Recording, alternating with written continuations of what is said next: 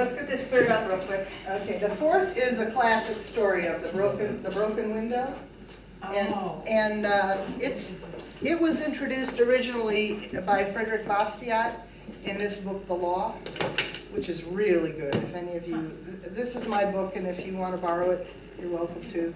And it was used again in this book, which is another excellent book, Economics in One Lesson by Henry Hazlitt, which both of these are like two of my favorite books that really helped me understand the basics. And you're welcome to borrow that too if you want. Okay, this is our broken glass. And where is our brick? Yes, we need a bad guy to break the window, you know, like a, here is the brick. a teenage thug who's going to break the window, and we need the shopkeeper whose window is getting broken. Brave souls, and don't look at me, I'm in church. You're in jail, right? I'll be the shopkeeper. I'll be the shopkeeper. All right, good. We need a shopkeeper, and we need a teenage thug. Teenage thug. Anybody else? And come on, you're brave. Come on. Yeah. All right. Here's your brick. Here's your brick. This is short. It's more talking than acting on this one. Okay, and you can stand in your shop over there or sit in your shop. Either way. Why don't you just sit down? I'll just sit down. Okay. And the window. Where should we put the window? Like right in front there. There's the window. Okay. All right. Right. The story of the broken window. Once upon a time, there was a shopkeeper who owned a little shop in town. One day, a teenager threw a brick through the shopkeeper's window, shattering the glass. Okay,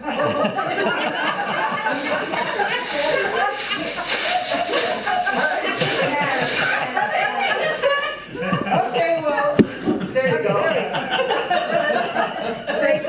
And for his commute, this destroys the window, but the townspeople begin to think it's not all bad.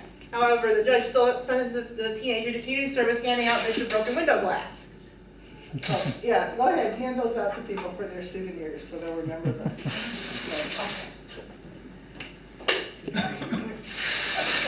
The townspeople begin to think that it's not all bad. Maybe the teenager should be considered a hero, because now the shopkeeper will have to buy a new window, which will give business to the window company and thereby create jobs and boost the local economy. But John, the shopkeeper, is not so happy about the situation. No. Okay. So Andrew, you want to help pass those out? Yeah. It's all done? Okay. Okay, so in order to understand this situation, we have to think about what's not seen. We saw the broken window, and we saw the shopkeeper who is going to have to pay to replace the window, right? And that's going to give a job to the glazier, the guy who replaces the window, and the manufacturing of windows and all that. So people think, well, now that's going to stimulate the economy, right? That's like shovel-ready projects. We're going to okay. But what we didn't see is, if the shopkeeper did not have to spend his money to replace the window, he was getting ready to spend that money, or she was getting ready to spend that money on braces for her child's teeth. Yes. Which also would have created jobs. So if the window hadn't been broken, the shopkeeper would have both the window and the braces for the child's teeth. But as it is now, the shopkeeper only has a new window. Okay? So the breaking of the window made the overall economy worse off than it was before, not better off. Right? We're not any better off. The shopkeeper is out that money, and we still only have the window. Whereas if the window had not been broken, we'd have the window and whatever else the shopkeeper would have done with that money. Okay. We need to think about this lesson when we think about government projects, which are said to improve the economy and create jobs. And I don't know if you've ever heard it said that war is good for the economy, or tsunamis are good for the economy, or any things that are destructive are good for the economy because they create jobs when you have to rebuild. Well, not so.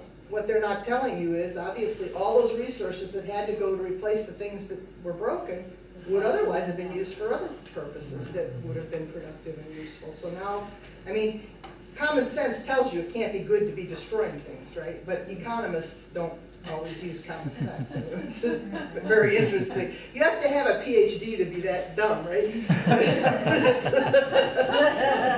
It's good to break things and destroy, it's not good to break things and destroy things. Okay, so when the government spends taxpayer money on shovel-ready jobs or job-creating projects, it's taking money that the taxpayers would have spent on something else that they wanted. Now, once in a while, they get it right and they do something that the taxpayers would want to do. You know, like maybe a bridge across the Ohio River or something.